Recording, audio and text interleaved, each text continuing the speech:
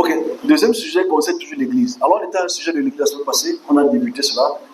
Et comme j'attends les anciens d'Église qui arrivent le temps de faire musique, bon, vous savez que si ce sont eux les anciens d'Église, c'est que vous êtes les nouveaux d'Église. Je sais qu'il y a des embouteillages le dimanche, je sais.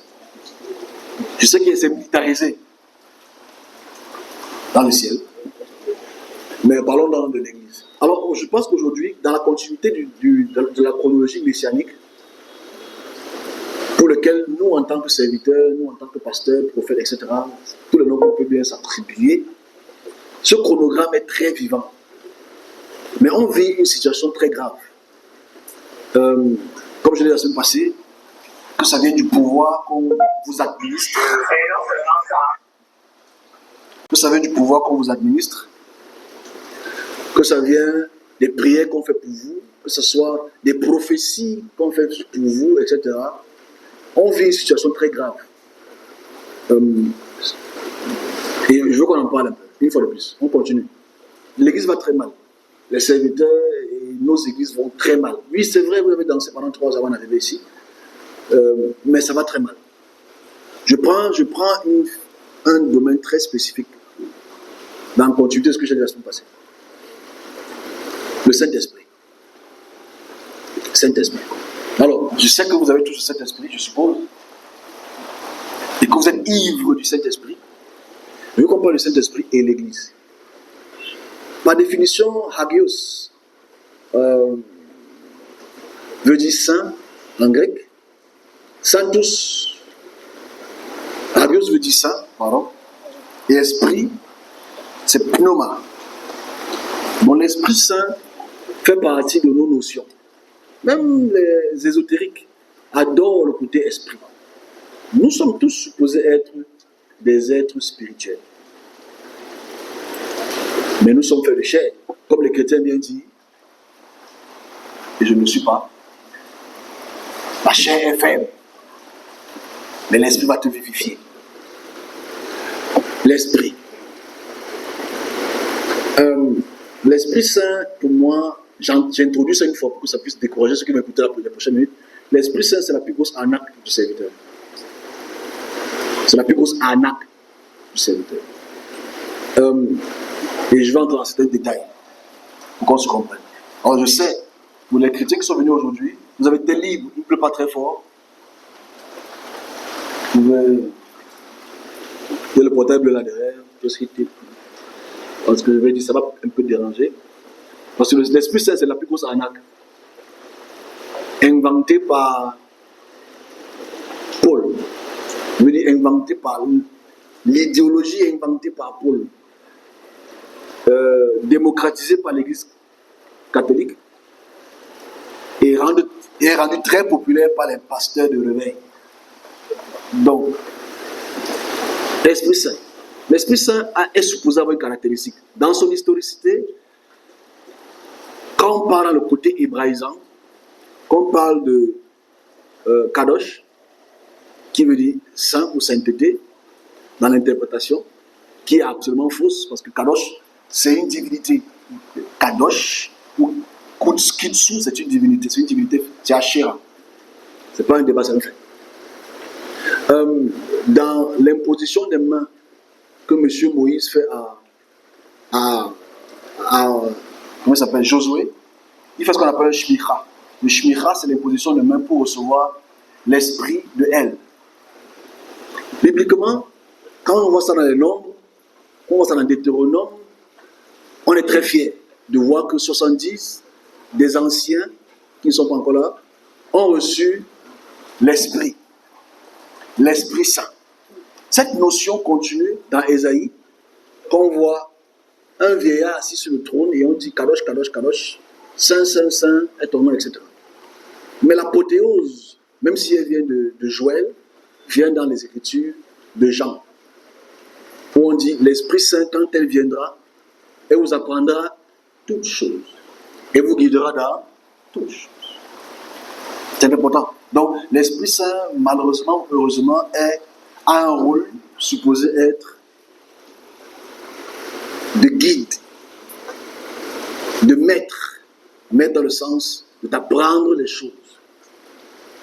Mais il y a une nuance, mes amis. Écoutez, c'est très intéressant. Parce que vous partez les églises de réveil. Moi, je ne suis pas réveillé. Je dors. Quand tu lis ta Bible et les évangiles de Matthieu, de Luc, et pas de Marc, mais de Matthieu et de Luc, tu réalises que Jésus envoie ses disciples chasser les démons, guérir les malades. C'est important. De faire lever les paralytiques, de faire que les aveugles voient et les sourds entendent. C'est ça qui montre le Messie. C'est faux. Le rôle du Messie n'est pas de chasser les démons.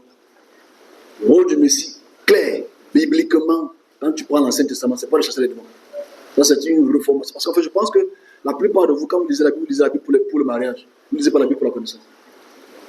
Et c'est important de le dire. L'Ancien Testament, le Saint-Esprit n'est pas pour chasser les esprits. Okay? Mais, dans l'Évangile, quand il envoie ses 12 disciples, ses 12 apôtres, ils ont une puissance, bibliquement. Bon, est-ce que c'est vrai, est-ce que c'est faux? S'il y a des questions après, je vais répondre. Si c'est vrai, c'est faux, etc. S'il faut répondre à ça, il faut parler de... Qu'est-ce que Paul dit de Jésus sur la puissance? Rien. Et les écritures de Paul viennent avant les écritures de l'Évangile. Donc bref. Donc quand il envoie ses disciples chasser les démons, guérir les malades, faire que les aveugles voient les paralytiques, c'est important de dire, ils ont fait ça sans avoir reçu le Saint-Esprit. Parce que le Saint-Esprit est forcément arrivé quand Jésus est mort. Je parle de l'Église, hein, donc asseyez-vous calmement. Donc c'est quand Jésus est supposé être mort qu'il enverrait un autre nuit qui va être avec vous, sur vous, etc. Voilà Pentecôte, 40 jours après sa mort, les gens ont vu les langues de feu sur leur tête. Ils ont commencé à parler en des langues étranges, comme vous le faites. Et la question centrale, c'est si chasser les démons, à quoi c'est le Saint-Esprit? C'est une belle question.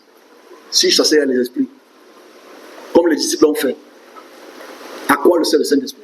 Deuxième chose, ils chassaient en quel nom? Tous ceux qui avaient cet esprit. Voilà pourquoi, si on étudie Baal, comme on va le faire peut-être une autre fois, vous allez voir que les gens qui utilisaient la divinité Baal avaient toujours la puissance de chasser les esprits. Voilà pourquoi on disait que Jésus chassait l'esprit de Baal-Zébul. Revenons sur le Saint-Esprit. Paul apporte une autre dimension du Saint-Esprit. Parce que pour Paul, quand tu es baptisé au nom de Jésus, tu reçois le shmicha, tu reçois l'esprit, et cet esprit te permet de parler en des langues nouvelles. Tu commences à parler en langue, une langue que naturellement tu sais que tu ne comprends pas. Et que tu dois, comme mes collègues me disent, si tu es un nouveau chrétien, tu dois absolument parler en langue pendant 6 heures par jour. Je ne sais pas comment tu fais au travail, hein? Mais de 6 heures à midi, tu dois parler en langue.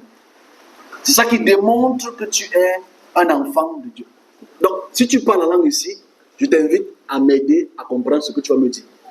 Donc, non, j'ai toujours dit que et c'est Paul, parce que Paul c'est le plus grand destructeur des serviteurs. On ne va pas me comprendre parce qu'on est dans une idéologie chronogrammique et c'est très grave. Donc, quand tu reçois le Saint-Esprit, tu es supposé parler en langue. S'il y a des questions, je vais répondre. Hein. Je suis très, très apte. Tu parles en langue. Et tu parles en langue, tu ne sais pas ce que tu dis, mais c'est une langue qui te rapproche de Dieu dans ta pauvreté. Tu es proche de Dieu. Tu lui adresses des doléances que tu ne sais pas ce que tu dis. Moi, j'appelle ça le banga. Mais, non, moi, j'appelle ça le banga.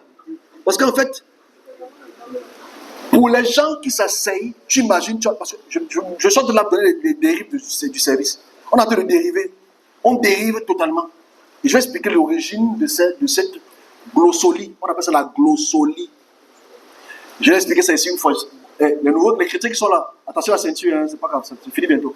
Donc je dis, la glossolie commence en 1906 aux États-Unis. Seymour, j'ai appelé le noir américain qui s'appelle Seymour, c'est lui qui commence la glossolie. Même si sa mère spirituelle le fait, la glossolie c'est de parler une langue que tu ne comprends pas. Taper le mot glossolie. Tu vas voir son origine en fait. Donc c'est tu ne sais pas ce que tu dis. Et c'est pas grave. Et forcément, on est sur le Saint-Esprit. Ne vous fâchez pas, ceux qui parlent en langue. C'est pas mal. Ok? C'est le symbole de ce qui atteste que tu as reçu l'Esprit Saint. Soyez calme. Si tu ne parles pas langue, c'est que tu n'as pas élu. Je dis, la glossolie, c'est le symbole. Deuxième symbole, c'est le symbole de la connaissance. Tu as une connaissance ultime de la création. Donc ces deux symboles-là, je veux qu'on en parle un peu. Parler en langue, c'est la glossolie, et l'Esprit Saint qui te donne toute connaissance. Et n'oublions pas que l'Esprit Saint, c'est Dieu.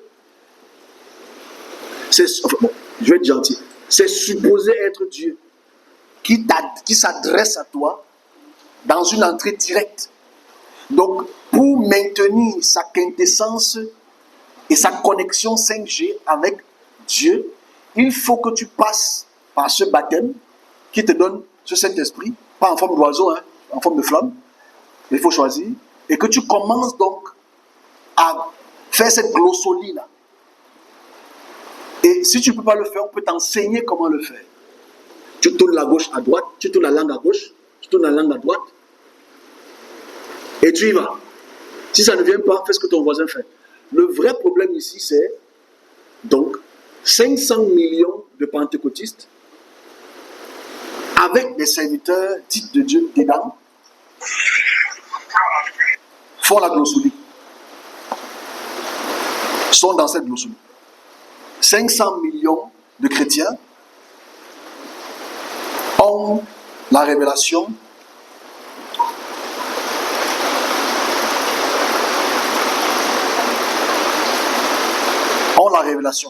Cette révélation, elle est très importante. C'est que elle te dit tout ce que Dieu a dit. Et pour continuer l'intelligence de l'homme du millénaire, s'il y a un homme du millénaire, vous ne le connaissez peut-être pas, vous n'êtes pas informé de ça, il dit que dès que le Saint-Esprit est arrivé, on n'a même plus besoin des rêves. Parce que maintenant, la connexion que nous avons avec le Seigneur, elle est directe. Donc, les rêves ne sont plus importants. Ce qui est important, c'est le parler en langue et la Bible. Donc, la question centrale ici est, notre discussion, une petite discussion très importante pour montrer la dérive de l'Église, c'est que 90% de nos églises aujourd'hui sont dans le parler en langue. Et qui te dit, qui t'informe ta proximité très très rapprochée avec le Seigneur. Et que si tu ne parles pas en langue, tu n'es même pas sauvé. Parlons de la langue d'abord.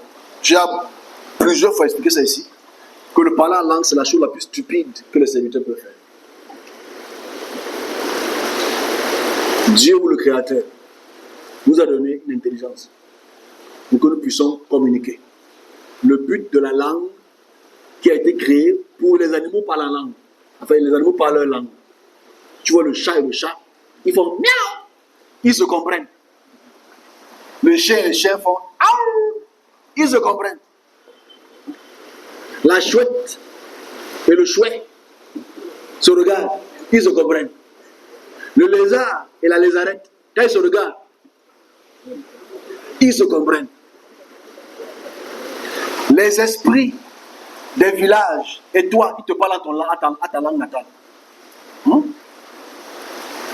Quand Dieu, les anges te parlent, ils te parlent à une langue illigible, que tu comprends. Mais bizarrement, le serviteur, depuis 1906, a créé une nouvelle langue. La langue que tu ne comprends pas ce qu'il te dit, et tu ne comprends pas ce que tu dis, mais c'est une connexion. Vu sous cet angle, c'est une insulte. Mais vu sous l'angle du service, c'est encore grave. Donc, la glossolie est très dangereuse. Parce que tu ne peux pas t'adresser à quelqu'un qui t'a donné la langue en termes de communication et que toi, tu ne sais pas ce que tu dis.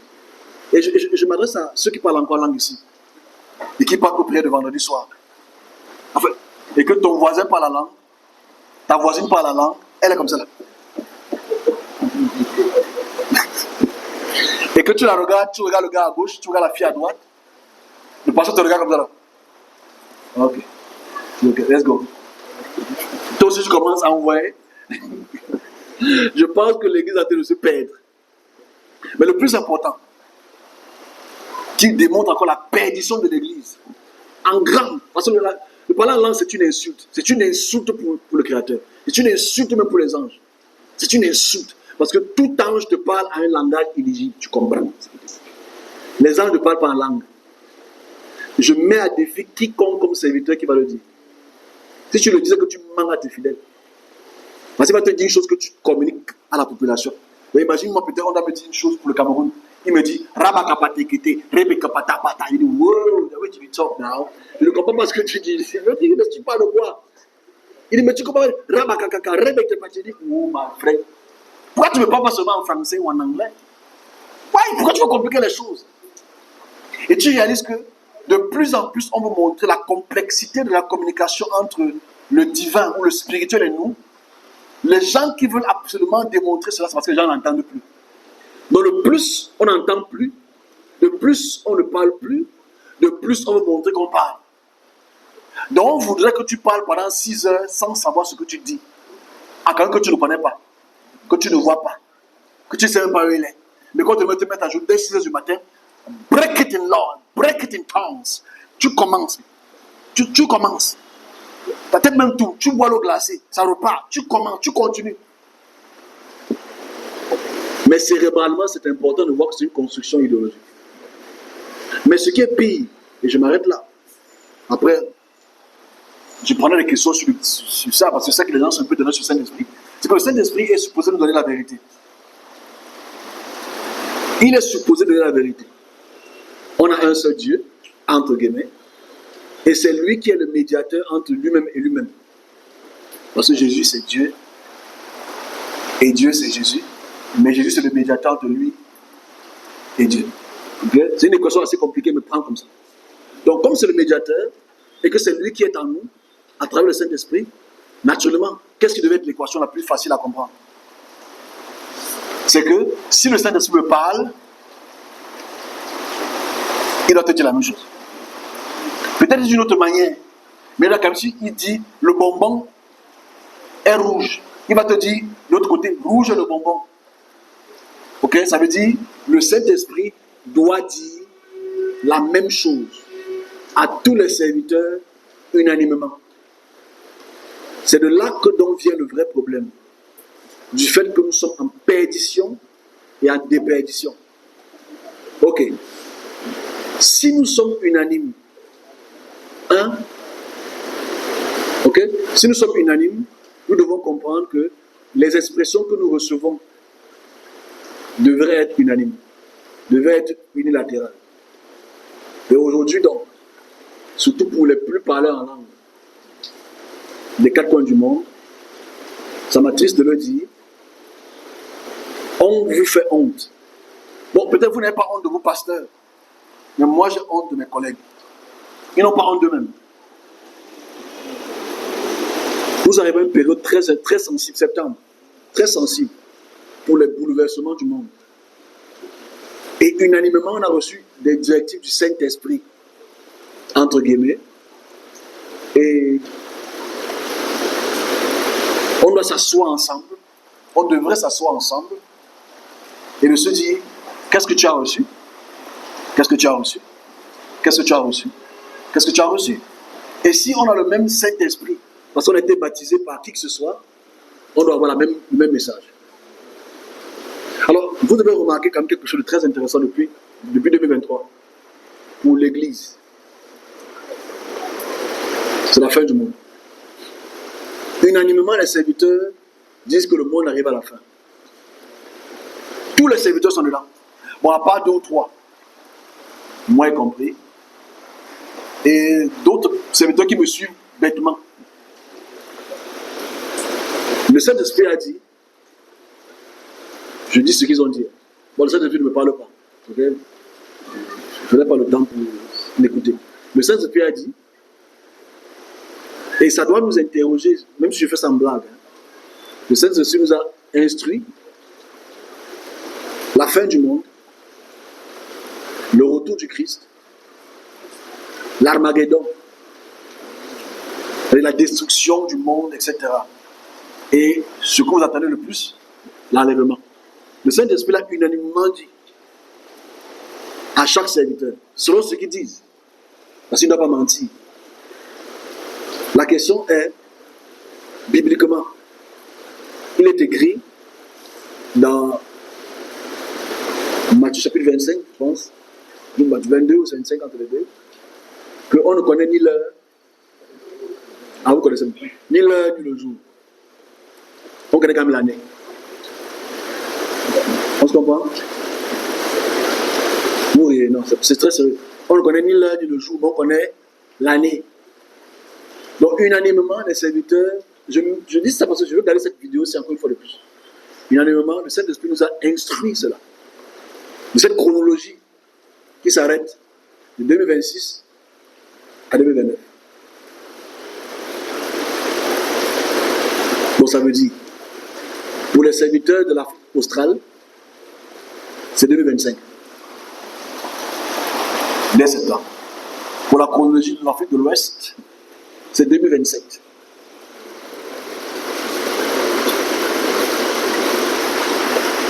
En réalité, si je pense en forme de rigolade, c'est pas drôle. Donc, si 500 000 personnes, 500 millions de personnes par an, écoutent ces messages-ci, et ils croient à cause de notre posture, à cause de cet esprit qui nous parle tous de la même manière, mais qui nous donne des dates différentes, on a de vrais questionnements à avoir. Sur qui sont ceux qui entendent véritablement de lui. C'est une vraie question sensible. Et que si tous les pères de l'Église te disent que Jésus les a apparus, bon, il y a un qui a dit hier, il y a quelques semaines, que Jésus lui a apparu, j'ai signé mais ça ne m'a pas, que Jésus lui a apparu, qu'est-ce que tu veux? Il dit qu'il veut l'argent. Bon, lui, c'est autre chose. Lui, c'est un autre niveau d'intelligence. Mais d'ici, Jésus t'apparaît à toi et te dit, t'exprime l'eschatologie et la fin du monde. Comme on m'a envoyé un post comme ça hier, un serviteur du Congo qui m'a envoyé ça, parce qu'il veut contredire ce que je dis. Il dit qu'il a une vision très très importante, il y a quelques mois, où il a vu des guerres partout, et on a dit que le Seigneur arrive. Et il a une congrégation quand même de 500 personnes, 500 à 600 personnes. Et tous ont commenté en disant, oui papa, vas-y papa, parle papa, parle papa.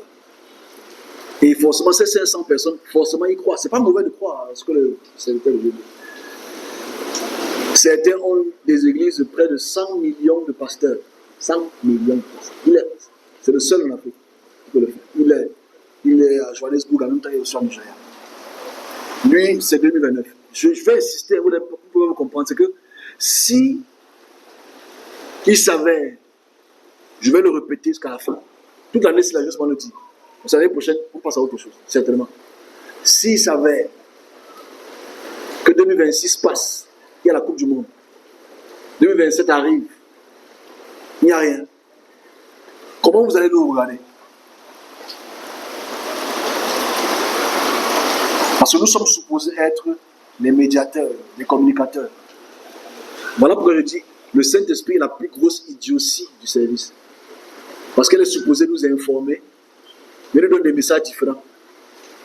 Alors, chacun maintenant a son message. Tu vois que le message qu'ils ont, c'est les interprétations de la Bible. Parce que chacun interprète à sa manière. Et donc, inspiré par le Saint-Esprit, interprète à sa manière. Et si tu interprètes à ta manière, et que ta manière est différente de ton voisin qui est serviteur comme toi, la vraie question est, qui te parle? Une question très importante. En fait, si je vois quelque chose, tu vois quelque chose sur le Cameroun, c'est net, ça voit le jour. Good. Si tu vois quelque chose sur une catastrophe naturelle, tu vois, je vois. Good. Et maintenant, s'il s'avère que sur une interprétation eschatologique, on a des points de vue différents. Des points de vue différents. Mais instruits par le Saint-Esprit, on a des vraies questions à se poser. Alors que l'Église ne fait que dériver, le serviteur ne fait que dériver d'année en année. Et si nous dérivons, vous dérivez. Donc, belle dérive. À tous et à toutes.